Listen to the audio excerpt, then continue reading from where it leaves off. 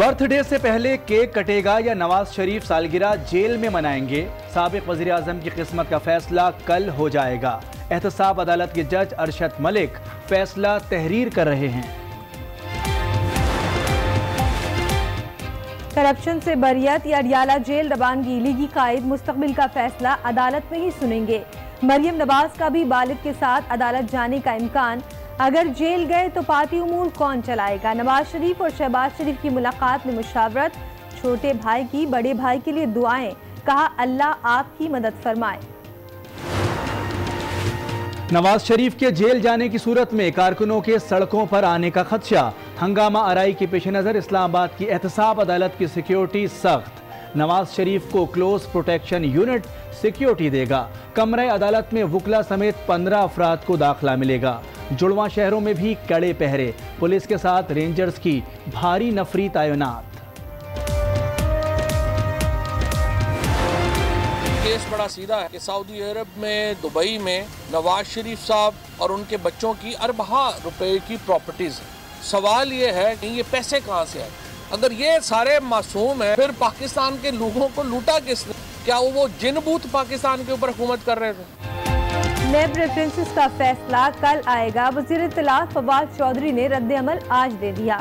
कहते हैं नवाज, शहबाज और जरदारी सब मासूम हैं, तो क्या मुल्क को जिन भूतों ने लूटा?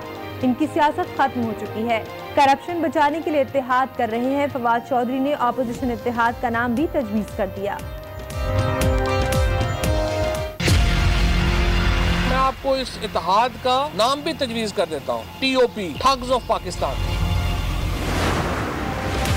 मनी लॉन्ड्रिंग का मेगा स्कैंडल, समाअत कल सुप्रीम कोर्ट लाहौर रजिस्ट्री में होगी। आसिफ जरदारी का पेश न होने का फैसला।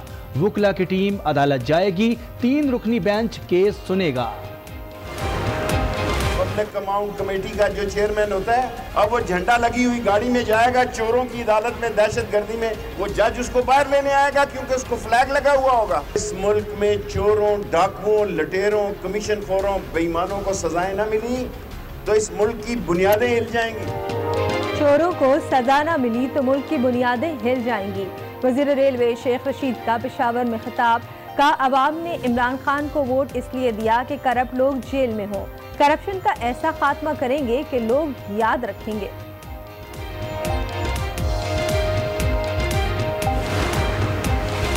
करप्शन एक दीमक थी जो अब नासूर बन चुकी है। इसे जड़ से उखाड़ फेंकना जरूरी है। चेयरमैन नेब जावेद इकबाल का बयान। कहते हैं लूटी दौलत कानून के मुताबिक वापस लाएंगे। मेगा करप्शन स्कैंडल को मंतकी अंजाम तक पहुंचाने का अज़्म। जिस बेदर्दी से आपने कौम को लूटा है, आपकी जितनी भी जायदादें हैं पाकिस्तान में वो जब्त होनी चाहिए, चाहे वो जाती उमरा हो, चाहे वो बिलावल हाउस बहरिया टाउन हो, चाहे बिलावल हाउस कराची हो। आपने तो कुछ छोड़ा ही नहीं। नवाज शरीफ और जरदारी ने मुल्क को लूटा, इनके असासे जब्त होने चाहिए। मनी लॉन्ड्रिंग पर JIT रिपोर्ट सामने आ गई। उम्मीद है डाका डालने वालों को सजा मिलेगी। नई मुल्क के बाद मरियम औरंगजेब का शदीद रद्द अमल, का इमरान खान चोरों को बिठाकर दूसरों पर इल्जाम लगा रहे हैं। लीगी रहनुमा ने ज़कात फंड में खुदबुर्द और अलीमा खान की जायदादों का हिसाब मांग लिया।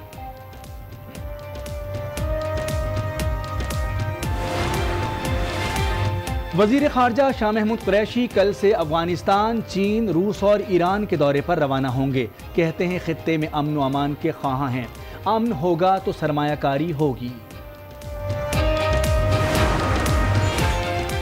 सिंध और खैबर पख्तूनख्वा में ज़िमनी बल्दियाती इंतखाबात, कौन जीतेगा, किसकी होगी हार, फैसला होने को है। मर्दान की तहसील काटलिंग में पोलिंग स्टेशन पर फायरिंग, जानी नुकसान नहीं हुआ, मुल्जिमान फरार।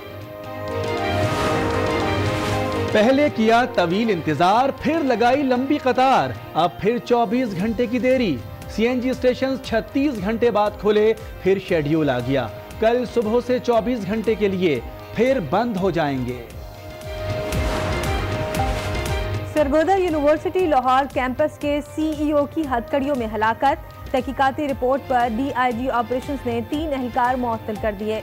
हथकड़ियां ना खोलने में बदनीयती शामिल नहीं थी। गार्ड्स ने कानून पर अमल पैरा होने की कोशिश की, पुलिस का मौक़िफ़। शहबाज शरीफ के दरमियान 2 घंटे मुलाकात हुई। इस दौरान एहतसाब अदालत के मुमकिना फैसले और आइंदा की हिकमत अमली पर मुशावरत हुई। मुलाकात में दोनों भाइयों ने एहतसाब अदालत के फैसले के बाद की सूरत हाल पर तफसीली मुशावरत की। इत्तेफाक हुआ कि फैसला हक में आए या खिलाफ, कानूनी रास्ता इख्तियार किया जाएगा।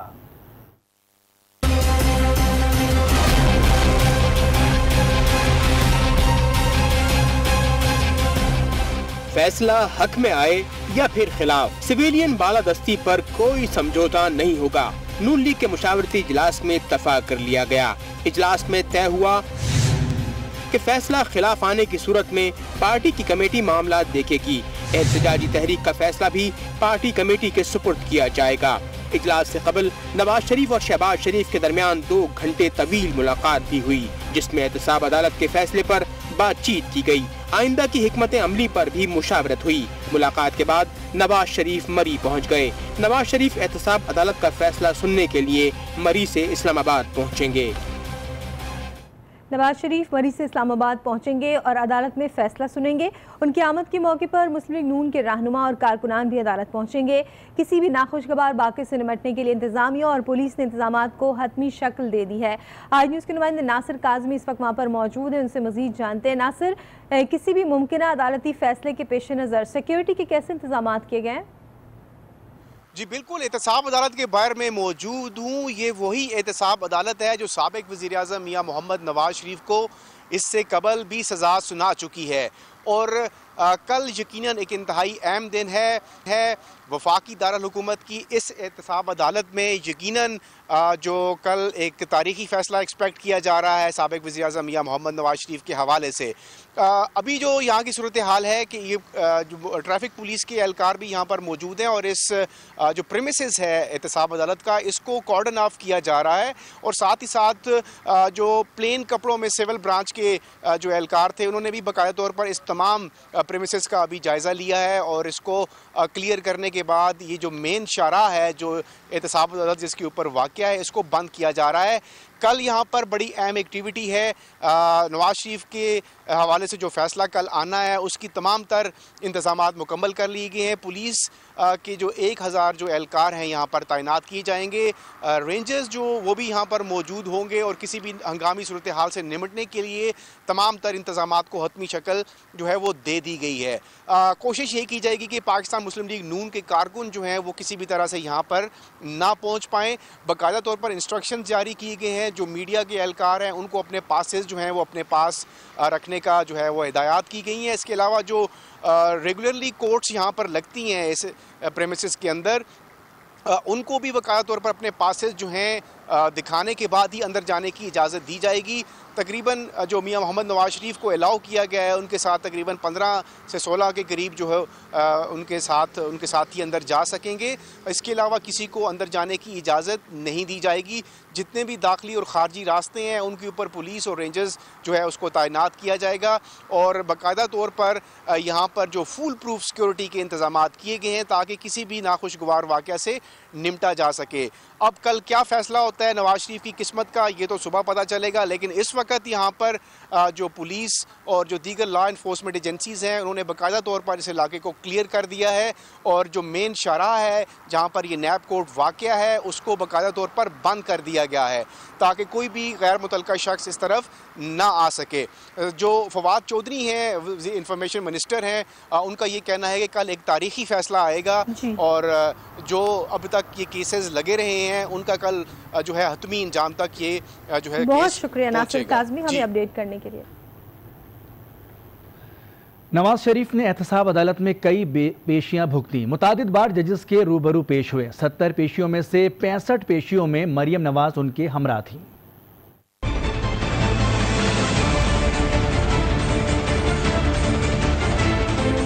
पंद्रह माह और 15 दिन के बाद आखिरकार फैसले का वक्त आ गया। एहतसाब अदालत नंबर 1 और 2 में नवाज शरीफ के खिलाफ रेफरेंसेस की मजमुई तौर पर 183 समातें हुई। अल अजीजिया रेफरेंस में 22 और फ्लैगशिप रेफरेंस में 16 गवाहों के बयानात कलमबंद किए गए।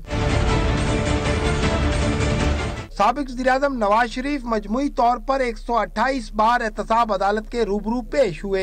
नवाज शरीफ 70 बार जज मोहम्मद बशीर और 58 बार जज अरशद मलिक के रूबरू पेश हुए। एवन फील्ड में सजा के बाद नवाज शरीफ को 15 बार अडयाला जेल से लाकर अदालत में पेश किया गया। एहतसाब अदालत नंबर 1 में 70 में से 65 पेशियों पर मरियम नवाज शरीफ के हमरा थीं। एहतसाब अदालत ने मुख्तलिफ औकात में नवाज शरीफ को 49 समातों पर हाजिरी से इस्तिस्ना दिया। जज मोहम्मद बशीर ने 29 जबकि जज अरशद मलिक ने नवाज शरीफ को 20 समातों पर हाजिरी से इस्तिस्ना दिया। आसिफ नवीद, आज news, Islamabad. Money laundering case में पीपल्स पार्टी के शरीक चेयरमैन आसिफ जरदारी कल सुप्रीम कोर्ट में पेश नहीं होंगे, बल्कि उनके वकील की टीम पेश होगी, जिसमें फारूक एचनाई, सरदार लतीफ़ खोसा और दीगर शामिल हैं। कल चीफ जस्टिस साकिब निसार की सरबराही में जस्टिस उमर अता बंदियाल और जस्टिस एजाजुल एहसन पर मुश्तमिल सुप्रीम कोर्ट का 3 रुकनी बेंच लाहौर रजिस्ट्री में मनी लॉन्ड्रिंग केस की समाअत करेगा। ज़राए के मुताबिक कल अदालत रिपोर्ट फरीकैन के हवाले करेगी। अगर आसिफ अली जरदारी, नवाज शरीफ और शहबाज शरीफ मासूम हैं तो फिर मुल्क को लूटा किसने? फवाद चौधरी भी बरस पड़े, कहा कि जिस उम्र में बच्चों के शनाख्ती कार्ड नहीं बनते, इनके बच्चे अरबपति बन गए। टैलेंटेड माँ बाप ने बच्चों के अकाउंट्स में पैसे भरे, ये ब्लैकमेलर्स का ग्रुप है। उन्होंने अपोजिशन के मुमकिना इत्तेहाद और मुश्तरका एहतजाजी तहरीक का नाम भी तजवीज़ कर दिया। कहा कि ठग ऑफ पाकिस्तान नाम रख लें।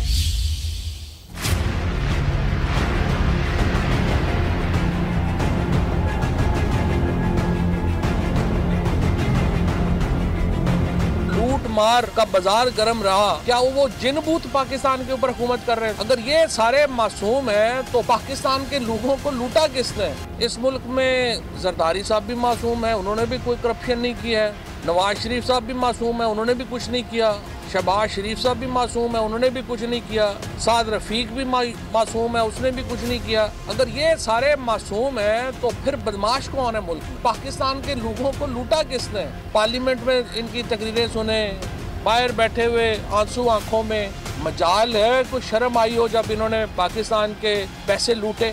जिस उम्र में पाकिस्तानियों के बच्चों के शनाख्ती कार्ड नहीं बनते, उस उम्र में उनके पास ब्लैक कार्ड्स आ गए थे, यानी अनलिमिटेड फंड्स उनके अकाउंट्स में थे कि जाके वो शॉपिंग कर सकें। ये टैलेंटेड औलाद नहीं है, टैलेंटेड माँ बाप है, जिन्होंने बच्चों के अकाउंट्स में इस तरह से पैसे भरे हैं कि उनको खुद भी समझ नहीं आ रही कि ये पैसे आए कहाँ से। बेहयाई से कहते हैं कि पीपल्स पार्टी और नून लीग इकट्ठी होके इसमें मूवमेंट चलाएंगे हम। मैं आपको इस इत्तेहाद का नाम भी तजवीज़ कर देता हूँ, TOP, thugs of Pakistan.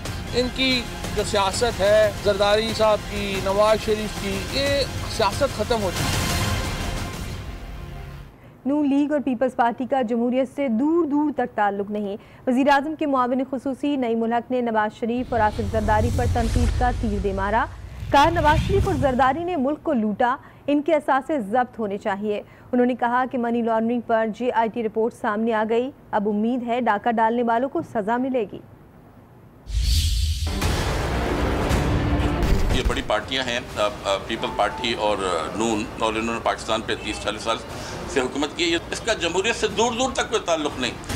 Zardari साहब और नवाज शरीफ साहब को मुखातिब करते हुए कहना चाहता हूँ कि जिस बेदर्दी से आपने कौम को लूटा है, आपकी जितनी भी जायदादें हैं पाकिस्तान में वो जब्त होनी चाहिए, चाहे वो जाती उम्रा हो, चाहे वो बिलावल हाउस बहरिया टाउन हो, चाहे बिलावल हाउस कराची में हो। आपने तो कुछ छोड़ा ही नहीं। JIT की रिपोर्ट जो है उसके हक़ाइक़ सबके सामने आ गए, आपके पास है, मीडिया के पास है, सब चीज़ें शामिल हैं। और हमें पूरा यकीन है कि ये जो चोरी हुई है, ये जो डाका डाला गया है, इसके चोरी करने वाले, डाका डालने वालों को सज़ा ज़रूर मिलेगी। अमीर जमात इस्लामी सिराजुल हक ने हुकूमत को आड़े हाथों लिया। कहा हुक्मरान 71 बरसों में मुल्क के जोग्राफिए और नज़रिए की हिफाजत नहीं कर सके। हम ऐसा पाकिस्तान चाहते हैं जहां हमें किसी खान, जागीरदार और सरदार के सामने ना झुकना पड़े।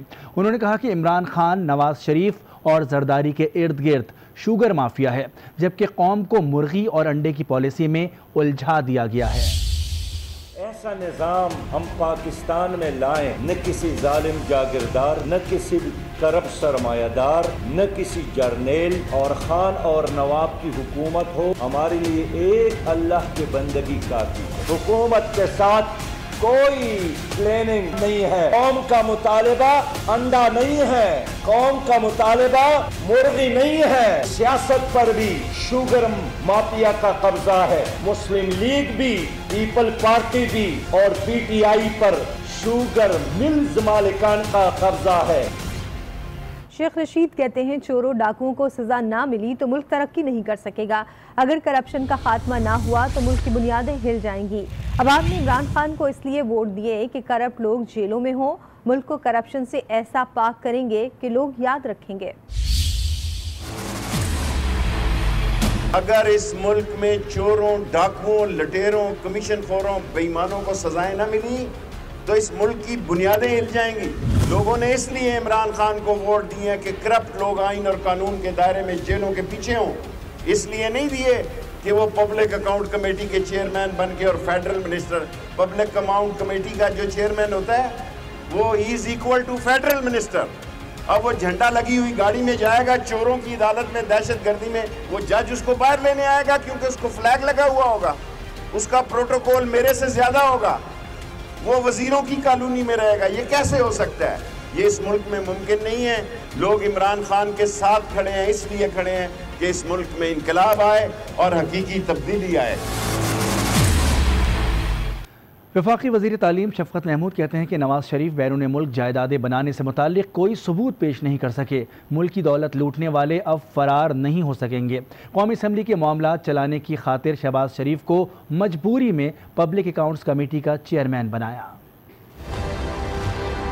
नवाज शरीफ साहब, जिसे अंग्रेजी में मनी ट्रेल कहते हैं, ये साबित नहीं कर सके कि ये जो अरबों रुपए की जायदादें उन्होंने बाहर बनाई हैं कि उसके लिए पैसे कहाँ से आए। मेरी अंडरस्टैंडिंग के मुताबिक तो उनको सजा होगी, लेकिन ये मामला अदालत में है। अदालत क्या फैसला करती है उसके बारे में मुझे कोई इल्म नहीं है। जिसके बारे में बहुत सारे संगीन इल्ज़ामात हैं उसको पीएससी का चेयरमैन नहीं होना चाहिए, लेकिन पार्लियामेंट को चलाने के लिए हमने ये फैसला किया। शर्म आती है देख के उन हुक्मरानों को जो पाकिस्तान के अवाम के पैसे को अपनी याशियों के लिए इस्तेमाल करते हैं। एहतसाब का वक्त करीब आ रहा है। पाकिस्तान के अवाम चाहते हैं कि इनका एहतसाब हो, हिसाब किताब लिया जा रहा है और अब कोई भाग नहीं सकेगा। चेयरमैन नैब जावेद इकबाल का कहना है कि बदउनवानी दीमक थी, अब नासूर बन चुकी है।